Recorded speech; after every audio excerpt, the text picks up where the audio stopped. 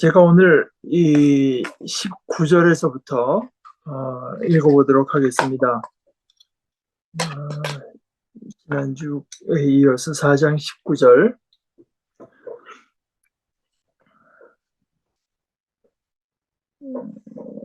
볼까요? 오케이. 이게 지금. 네, 하여간.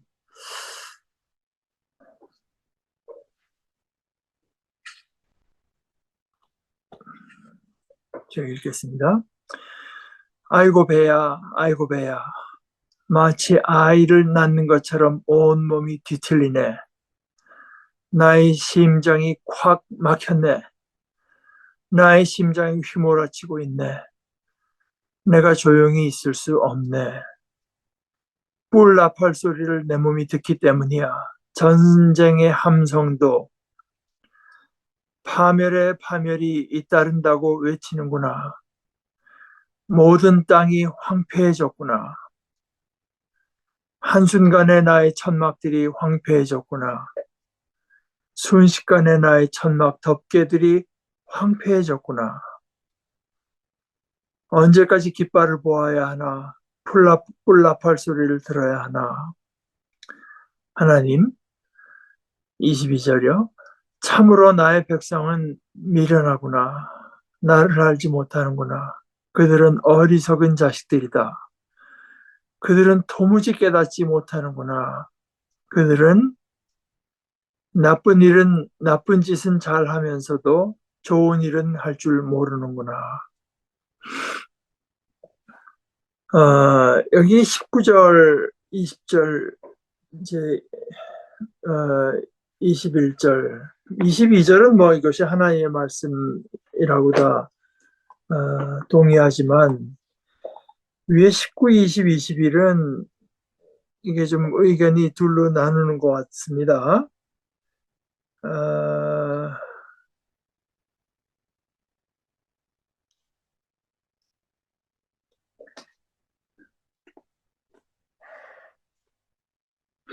이거를 이제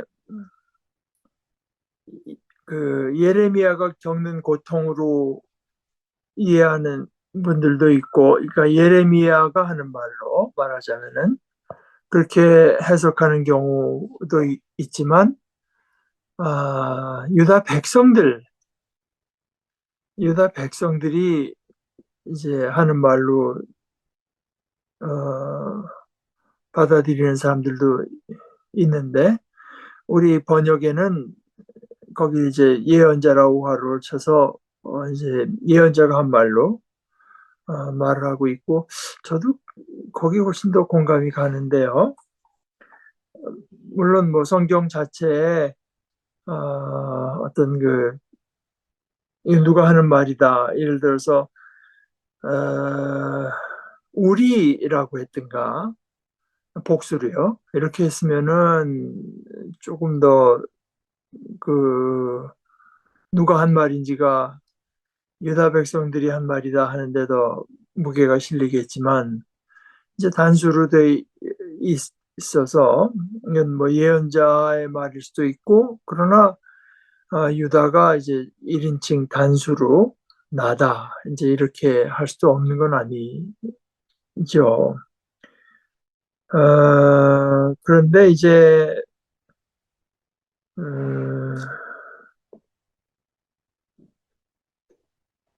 여기 아이를 낳는 것처럼 온몸이 뒤틀리네 이렇게 한 것은 새 번역에는 아이고 배야 창자가 뒤틀려서 견딜 수 없구나. 아이고 가슴이야 심장이 몹시 뛰어서 잠자코 있을 수가 없구나. 이렇게 했고, 개역 성경에는 슬프고 아프다. 내 마음속이 아프고 내 마음이 답답하여. 근데 이제 이게 왜 이렇게 그냥 그 마음속이라고도 하고 이 새 번역에서는 창자라고도 했는데 새 한글에서는 마치 아이를 낳는 것처럼 이렇게 그 번역을 했는가 하면은, 이거 몸이 뒤틀린다라고 할 때, 그 낱말의 뿌리가 이제 히브리 말 힐 해가지고 힐이라고 하는 게 본래 그 단어 자체가 본래 아이 낳는 여인이 겪는 아픔과 괴로움, 그러니까 출산의 해산의 고통, 이제 이런 아, 그 어원을 가지고 그 말의 그 뿌리가 거기 있기 때문에 번역 자체를 이제 마치 아이를 낳는 것처럼 이거는 원문에 뭐 그렇게 써 있는 건 아니지만 그 단어 자체는 아이를 낳을 때 어떤 고통을 말하는 단어를 썼기 때문에 이렇게 번역한 것인데요. 뿔라팔 소리를 내 몸이 듣기 때문이야. 전쟁에 아직 그 전쟁이 이제 벌어진 건 아닙니다. 그리고 파멸에 파멸이 잇따른다고 외치는구나. 이런 것들도 사실은 아직 본격적으로 벌어진 것은 아닌데 여기 그 쥐리 성경의 그 설명이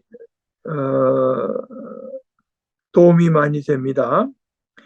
근데 이 사람도 지금 우리가 읽은 이 부분, 이 시의 주인공이 나라고 이제 이거는 예언자일 수도 있고 성읍일 수도 있다.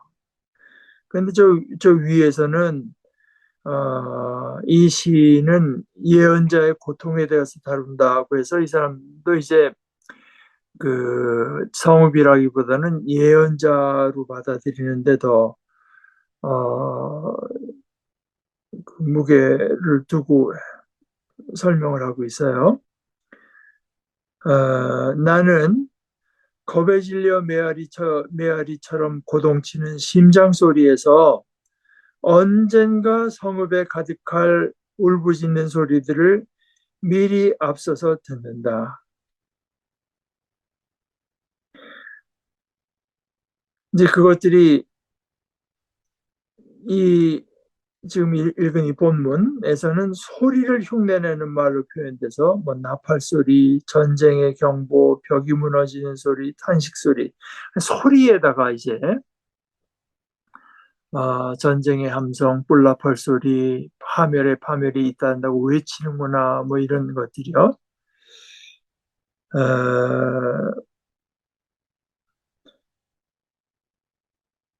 그러니까 이것은 미리 지금 닥칠 수밖에 없는 어떤 파멸과 재앙, 전쟁, 전쟁이 왔다고 우려된 뿔나팔 소리, 어, 요즘으로 말하면 뭘까요? 뭐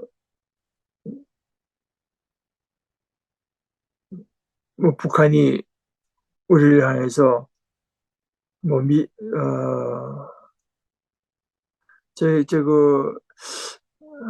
몇 년도입니까? 그 이웅평 씨가 북한에서 비행기 몰고 들어올 때 그때 제가 주일날이었던 걸 아는 게 왜냐하면 교회에 있었는데 우리 그 동창인데 그 대학부 전도사를 하던 이가 우리 있는 4층으로 막 올라오더니 아주 그 긴장된 목소리로 지금 북한기가 침공에 들어왔다. 이게 연습이 아닌 실제 상황이다. 그러면 이제 그런 뭐 한 대가 아니라 이제 본격적으로 뭐 쳐들어왔다. 뭐 이런 식의 얘기가 되겠죠. 그걸 미리 듣는다. 미리 듣는다. 그러니까 하나님께서 말씀하셨을 때 이거는 이럴 수 있고 저럴 수 있는 게 아니라 하나님께서 말씀하셨으니까 이거는 당연히 닥칠 일로 이제 믿고 그 다음에 자기에게 닥칠 일은 아니지만 하나님의 백성, 자기 동족에게 닥칠 일을 이제 생각하면서 말하자면 전인적인 괴로움을 자기가 겪고 있는 거죠. 그래서 이것은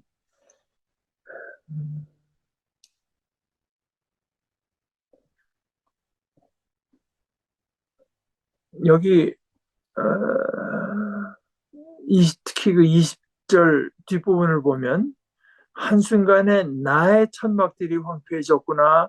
순식간에 나의 천막 덮개들이 황폐해졌구나. 이제 이런 것이 읽기에 따라서는 이것은 예언자의 얘기가 아니라 유다의 얘기라고 그렇게 해석할 수 있습니다. 또는 이게 예언자의 얘기라면 어, 예언자의 얘기라면은 이제 여기서 말한 나는 내 그 동족 백성들이 당할 괴로움을 마치 자신의 백성의 괴로움을 자신의 괴로움으로 느끼고 있는 것을 이제 말하고 있는 거죠.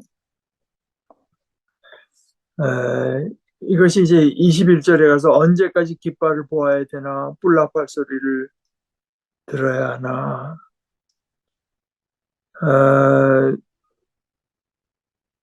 이 괴로움을 내다보면서 이제 탄식을 하는 건데, 이거 뭐 시작도 안 했는데, 이게 언제까, 얼마나 지속될 것인가, 언제 끝날 것인가 하는 것을 묻는 것으로 해서, 자신의 그 동포가 겪는 재난이 계속되면 그 계속되는 만치 나의 괴로움도 계속되는 것을 드러낸다. 이게 이제 참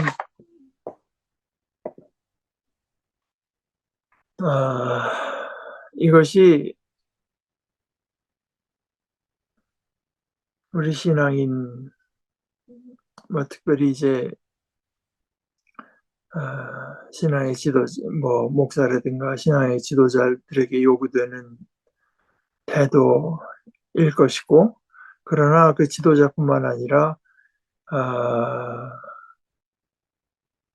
모든 믿는 사람들. 왜냐하면은 이번 주 그 성경 우리가 읽을 성경에도 등장하겠지만 하나님께서는 우리를 이제 제사장 나라로 세워 주시는데요. 제사장이라고 하는 거는 하나님과 백성들 사이에 서가지고 백성이 하나님께 바칠 것도 제사장을 통해서 바치고, 하나님의 말씀도 제사장을 통해서 선언되고, 이제 이렇게 하는데, 거기에 이제 가장 중요한 것은 사실 그 두 가지 같은 한 가지 아니겠습니까? 하나님의 마음을 품는 것하고 백성들의 마음을 품는 것.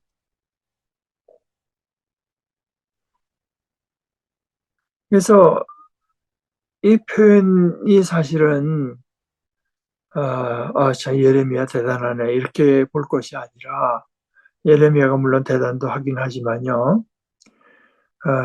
우리 속에 이 마음과 이 태도가 있나 하는 걸 이제 우리가 들여다보는 게 마땅할 줄 알아요. 여기 22절 아까 읽은 마지막 절까지를 포함시켜서 우리가 생각해 본다면 참으로 나의 백성은 미련하구나. 나를 알지 못하는구나. 그들은 어리석은 자식들이다. 우리가 그 잠언 같은데 서 배우는 것처럼 지식의 근원, 지혜의 근원은 이제 하나님을 아는 건데요. 그들은 어리석은 자식들이다. 그들은 도무지 깨닫지 못하는구나. 그들은 나쁜 짓을 잘하면서도 좋은 일은 할 줄 모르는구나. 여기 이제 세 번역에는 나의 백성은 참으로 어리석구나. 그들은 나를 알지 못한다. 그들은 모두 어리석은 자식들이요. 전혀 깨달을 줄 모르는 자식들이다. 악한 일을 하는 데에는 슬기로우면서도 좋은 일을 할 줄 모른다. 제가 이제 좋다고 하는 데 대해서는 뭐 얼마 전에 설교로 여러분과 나누지 않았습니까? 우리 인간들에게 있어서는 좋긴 한데, 뭐, 예를 들어서, 어, 그, 그 음식으로 얘기해 보십시다. 그 음식이 맛은 있고 좋긴 한데, 뭐 값이 비싸다든가, 영양이 뭐 어떻다든가, 또 운동선수 같은 사람들 빠르긴 한데, 이게 뭐 어디가 좀 부족하다든가, 뭐 모든 거에 다 해당되죠.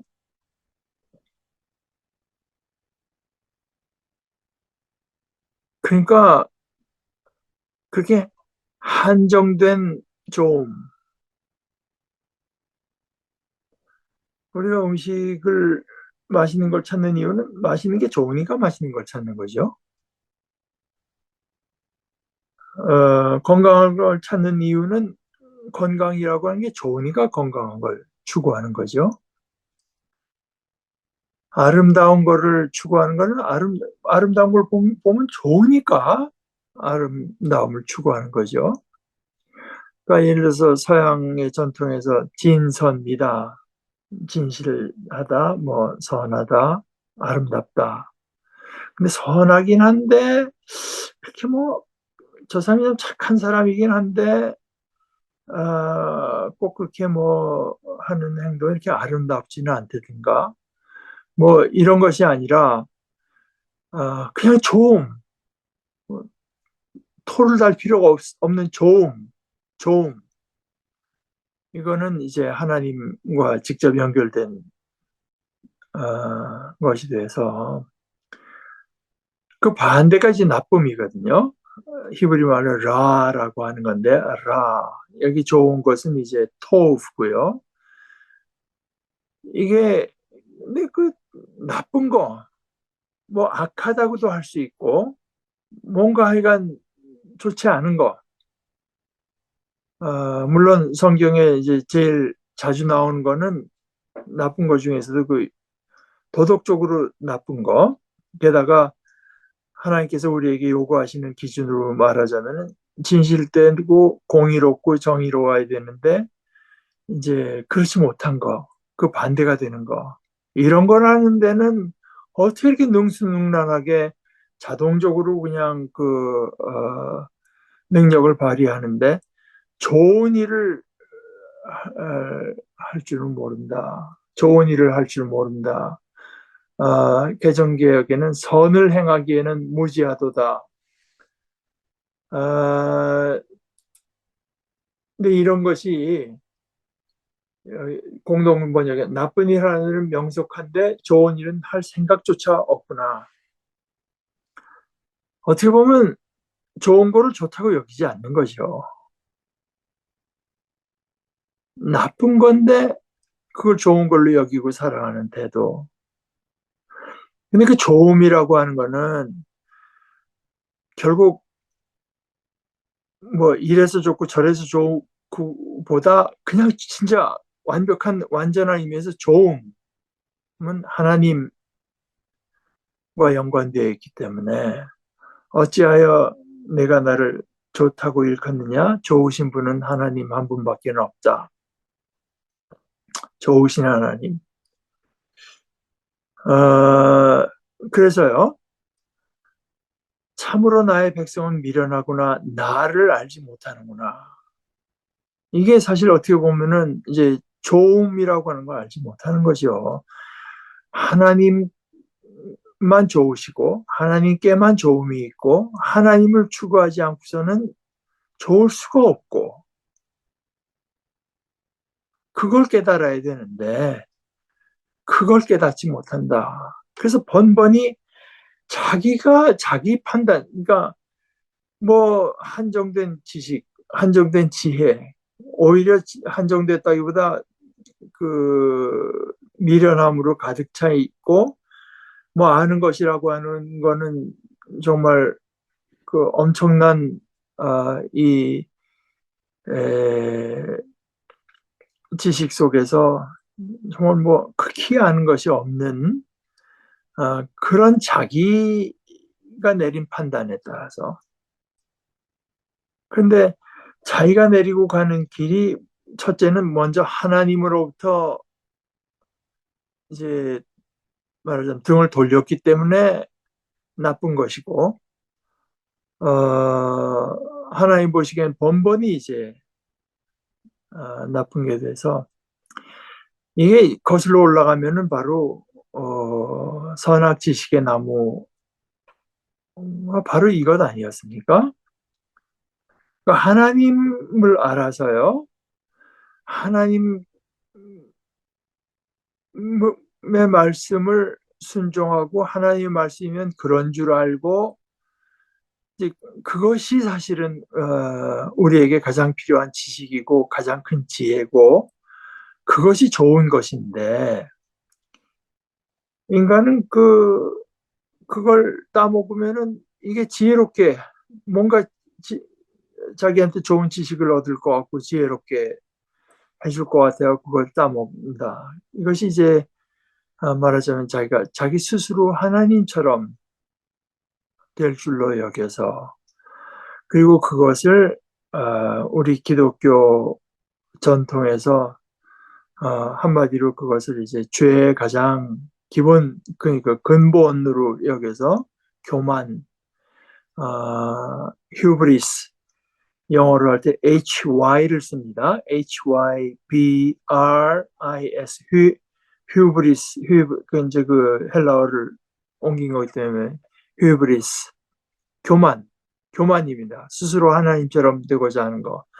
그래서 아마 틸리킨가 그분이 그런 얘기했죠.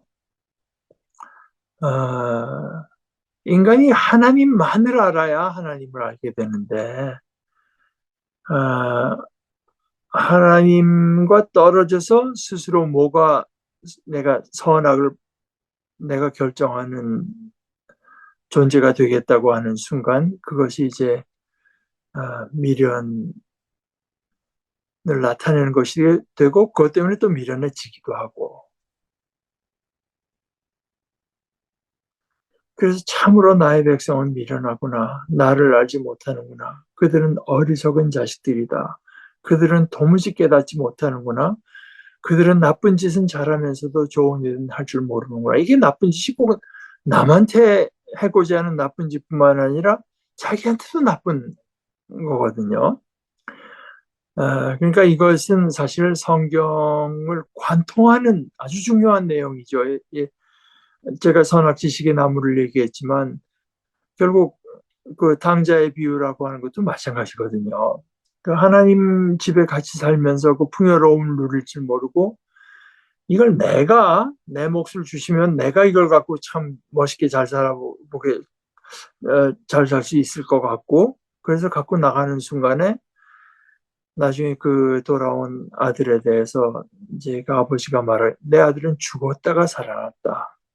자기는 자기 몫을 가지고 이제 나가서 사는 게 정말 그게 사는 거라고 생각을 해서 나갔지만 아, 그것이 사실 죽음과 같은 거죠. 이제 이렇게 됐을 때 그 23절서부터 이제 그 예언자 23절은 예언자의 말로 23에서 26절까지 이렇게 되어 있습니다. 나 보았네 땅을 거칠고 비어 있었어. 하늘 쪽으로도 보았네 하늘빛이 없었어. 나 보았네 산들도 어이쿠 흔들리고 있었어. 모든 언덕이 요동치고 있었어. 나 보았네 사람이 없었어. 하늘의 모든 새가 날아가 버렸어. 나 보았네 기름지던 땅이 광야가 되어버렸어. 그 모든 도시들이 무너져 있었어. 여호와 앞에서 여호와의 뜨거운 분노 때문이지. 어, 우리 그 기억을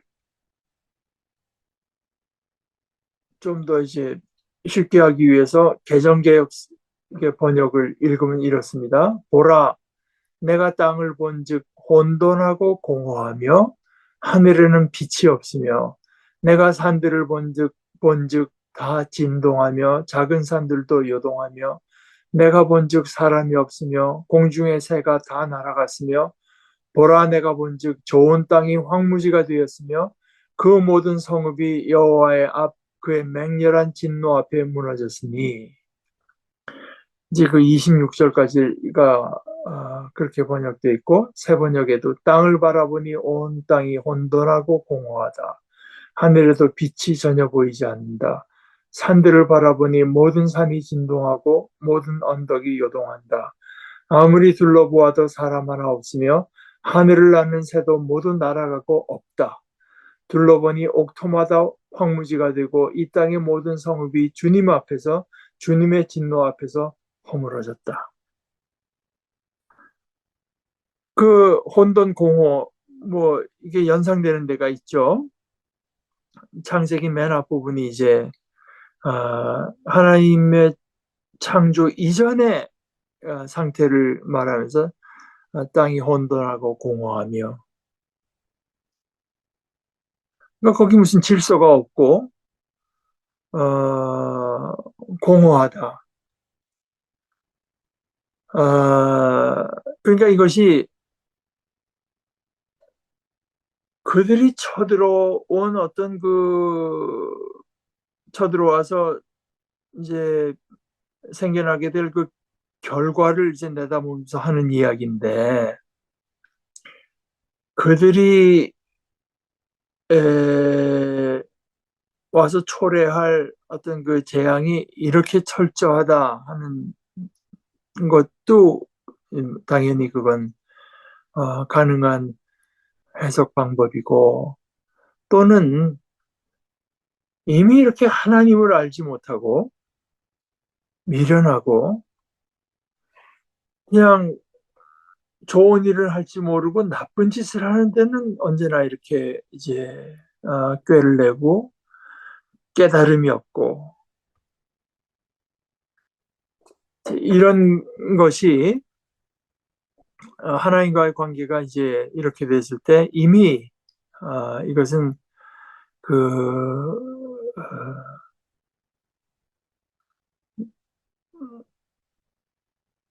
와서 그들이 초래하는 어떤 그 재앙이 얼마나 철저한가에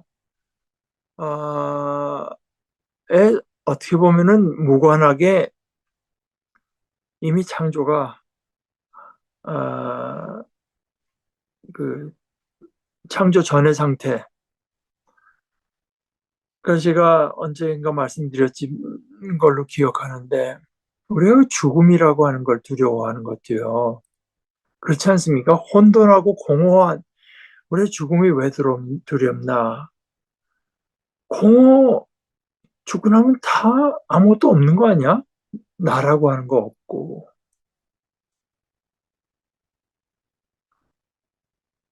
우리가 지금 뭐 이 땅에 지금 살아있다고 하고 숨 쉬고 뭐 즐거운 일을 찾고 의미 있는 일을 한다고 하지만 이게 뭐 언제 있었는지 없었는지도 모르게 그냥 있으나 마나한 존재.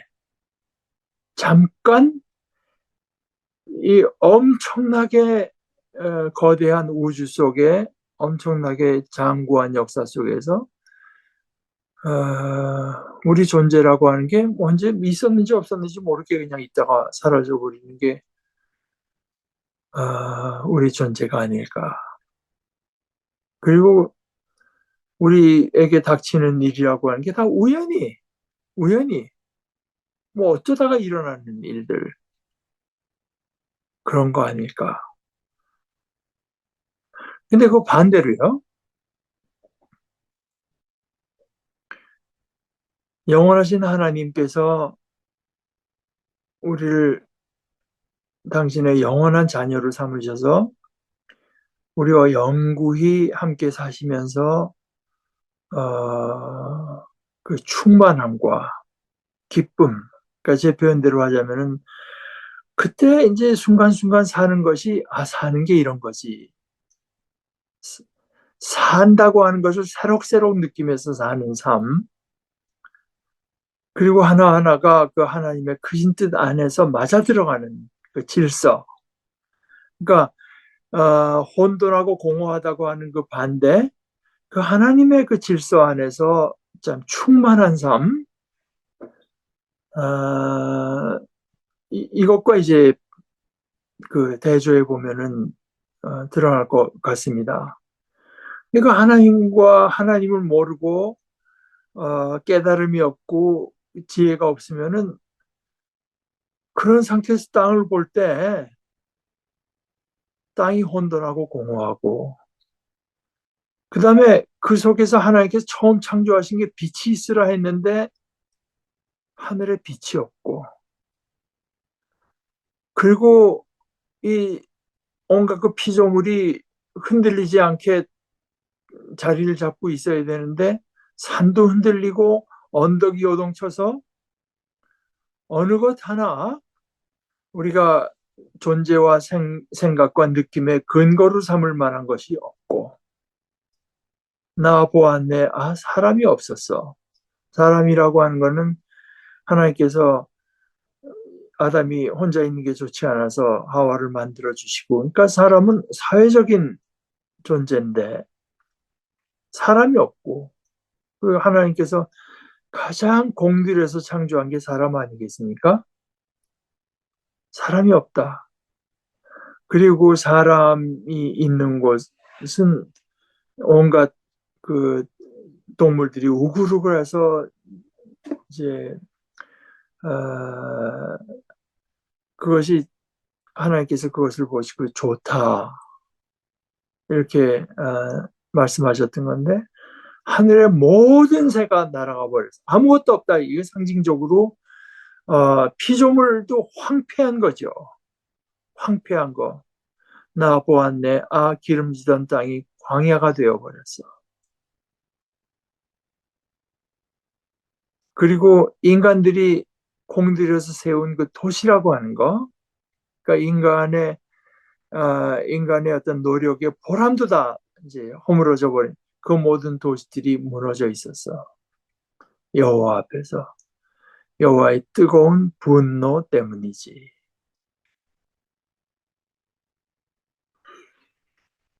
그러니까 사실 이런 어떤 그 예언자의 고백, 예언자의 심경을 말한 것들을 읽으면서 우리도 이런 어떤 하나님을 알지 못하고 하나님을 인정할 줄 모르고 하나님께서 주시는 말씀과 우리 인생을 통해 주시는 어떤 깨달음에 도달하지 못할 때 그 삶이 얼마나 황폐한 것인가, 얼마나 모든 것이 흔들리고 궁극적인 의미에서 질서가 없고 빛이 없는 것인가. 그야말로 하나님께서 우리에게 주시는 이 진리의 말씀을 붙들지 않을 때 인간들이라고 하는 것이 이 땅에서 뭐 이러쿵저러쿵 하는 것이 결국 다 암중모색 아니겠습니까? 암중모색. 뭐 이런 것 같아, 저런 것 같아 하는 거 암중모색이니까 하늘빛이 이제 없는 거죠. 그러니까 이것을 얼마나 우리가 철저하게 느낄 수 있는가? 하나님을 떠난 어, 그 어, 삶, 하나님을 떠난 존재라고 하는 것이 얼마나 공허하고 혼돈하며 빛이 없고 이 안정성이 없고요, 그 근거가 없고 황폐한 것인가 하는 거를 이제 에, 이런 거야말로 우리가 어떤 내가 성경에 이렇게 쓴 거를 덮고는 좀 시간을 들여서 묵상할 필요가 어, 있다고 봅니다. 그다음 이제 27절로 가서 여호와께서 이렇게 말씀하셨기 때문입니다.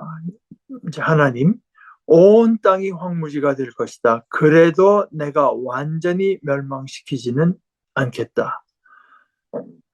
이 때문에 땅이 슬퍼하고 위에 있는 하늘이 어두워질 것이다. 내가 말했다, 작정했다고. 그렇기 때문에 따라서 거두어들이지도 않고 거기서 돌아서지도 않을 것이다.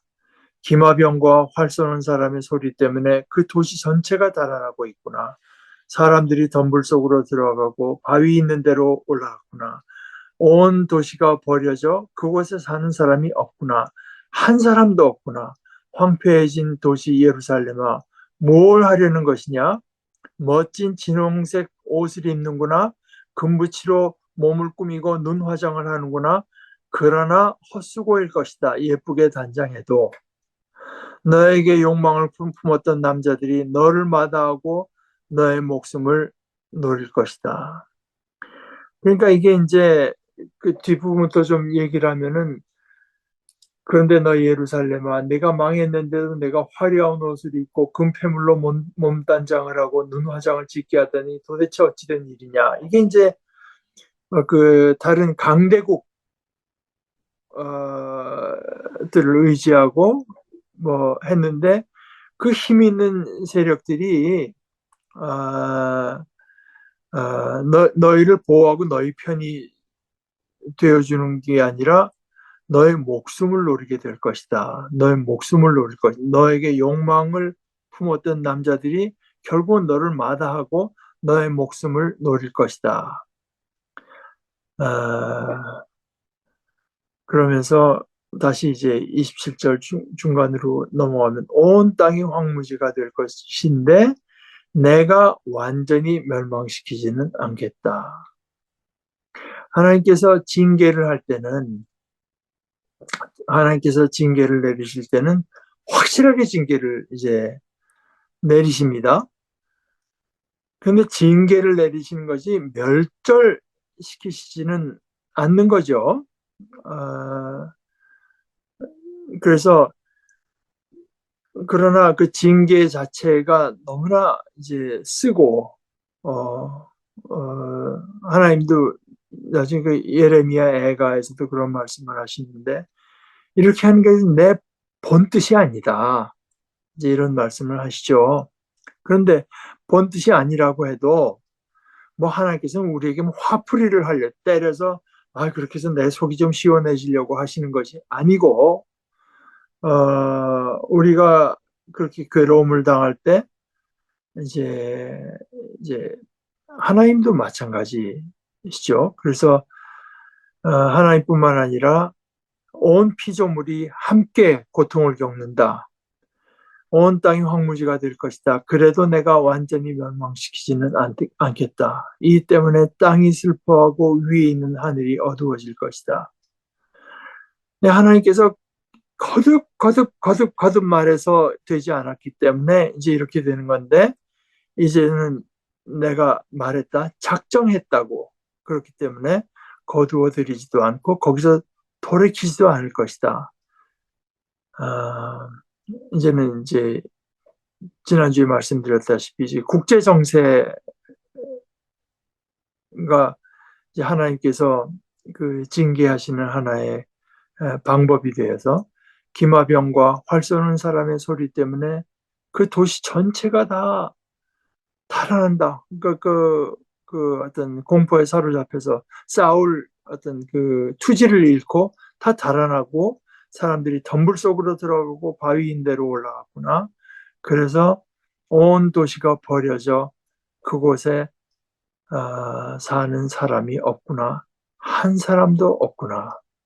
이거는 뭐 문자 그대로 한 사람도 없다고 이제 하는 말보다 이게 문학적인 표현이라고 볼 수가 있는데, 결국 그 철저한 징계, 그래서 그곳에 사는 것처럼, 최소한 사는 것처럼 사는 사람은 한 사람도 없죠. 한 사람도 없죠. 그 속에서 뭐 나는 오는 저쪽 사람들 앞잡이가 돼서 집집마다 버리고 간 것 같고 내가 좀 더 부를 챙기겠다고 하면서 즐거워하는 사람이 있을 수도 있겠습니다. 근데 그게 사는 게 아니죠. 자기는 그 산다고 생각할 수 있어도 온 도시가 버려져서 그곳에 사는 사람이 없구나. 한 사람도 없구나. 그래서 황폐해진 도시 예루살렘아, 뭘 하려는 거냐? 멋진 진홍색 옷을 입고 금붙이로 몸을 꾸미고 눈 화장을 해서 어떤 그 힘 있는 자들의 덕을 입으려고 하지만 그러나 헛수고일 것이다. 예쁘게 단장해도 너에게 욕망을 품었던 남자들이 너를 마다하고 너의 목숨을 노릴 것이다. 그래서 예언자가 말하기를 아이 낳는 여자처럼 누군가가 내지르는 소리를 내가 들었네. 그러니까 이제 그 앞을 내다보면서 듣는 겁니다. 첫 아이를 낳는 여자처럼 고통 가운데 지르는 소리였어. 딸 시온의 소리였지. 시온이 숨을 헐떡이고 손을 휘젓고 있었어. 그 자기가 들은 소리를 이제 맨 마지막에 해서 나 큰일 났네. 이 몸 지쳐버렸으니 살인자들 앞에서 이런 어떤 그 소리, 그 딸 시온이 이런 소리를 이제 어, 고통 가운데 소리 지르는 것을 내가 들었네. 그러니까 그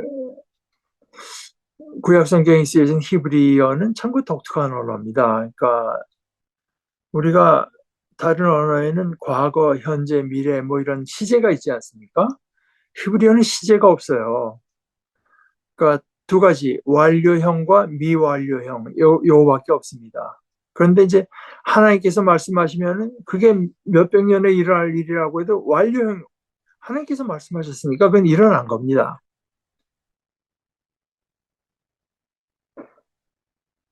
그러니까 이거 하나님의 시간과 이제 우리의 시간의 차이라고도 할 수 있는데 예언자는 하나님께서 하신 말씀, 그 뭐 일어난 일이니까 아 이제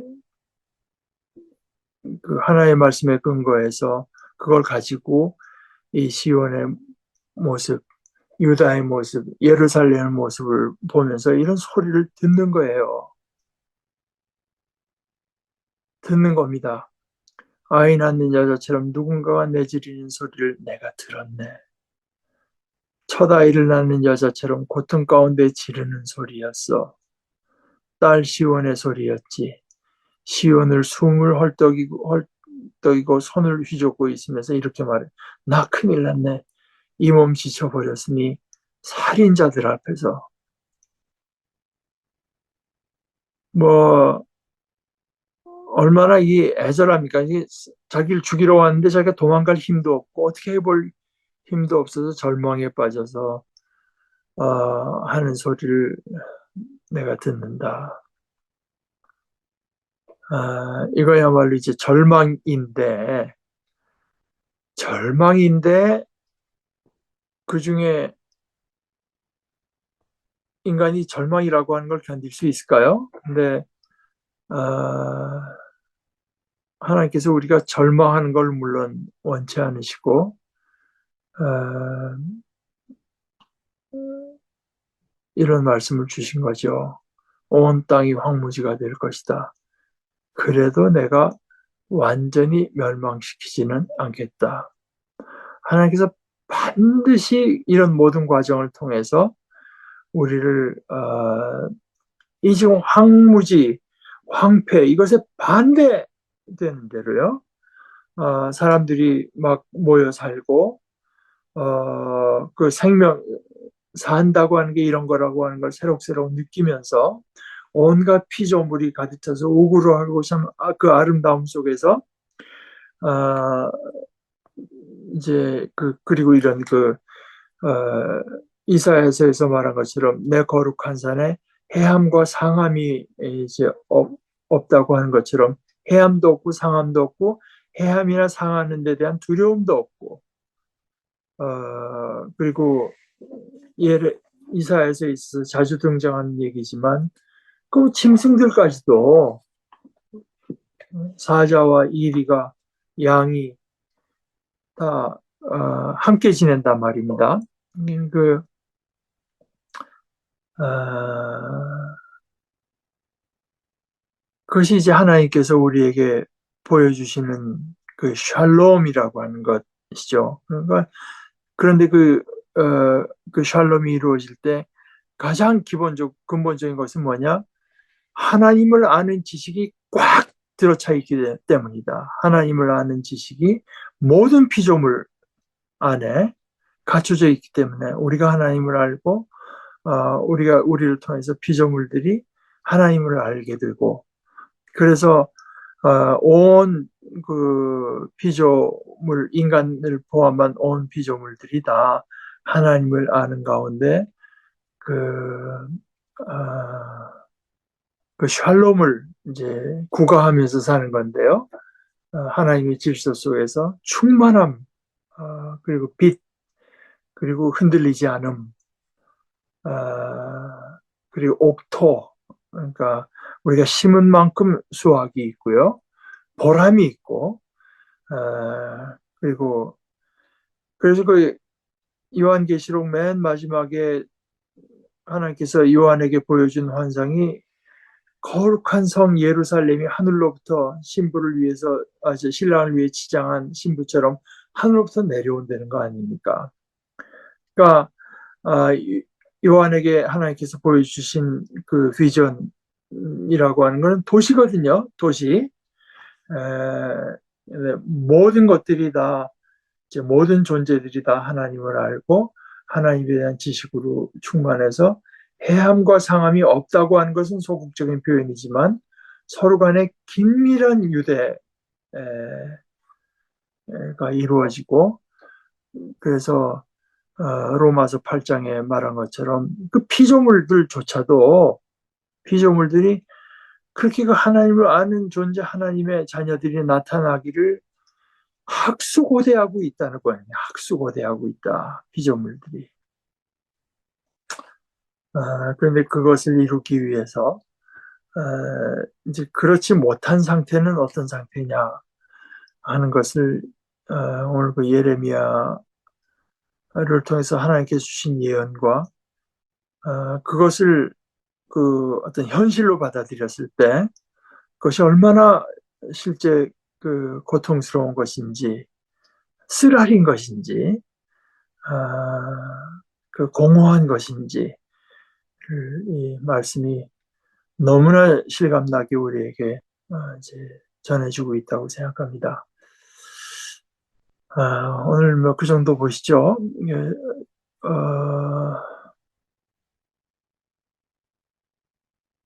네. 혹시 뭐 여러분들도 추가하실 말씀 있으면은 함께 나누시고, 그렇지 않으면 우리 기도하고 마치십시다. 아버지 하나님,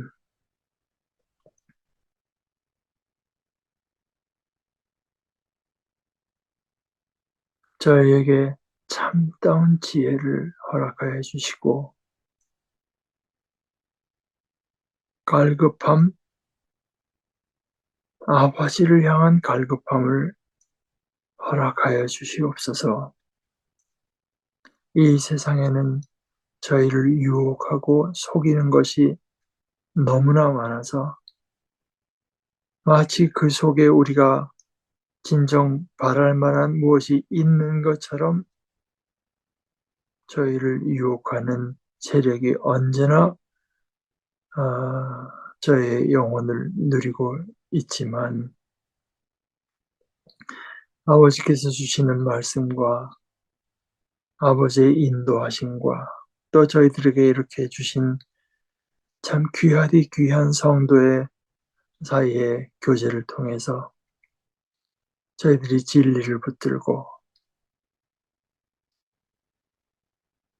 아버지의 말씀을 붙들고 아버지를 사모하고 아버지를 원하고 아버지를 찾는 지혜로운 자녀들, 또 복된 자녀들 다 되도록 주님 저희를 불쌍히 여기시고 인도하여 주시고 주장하여 주시옵소서.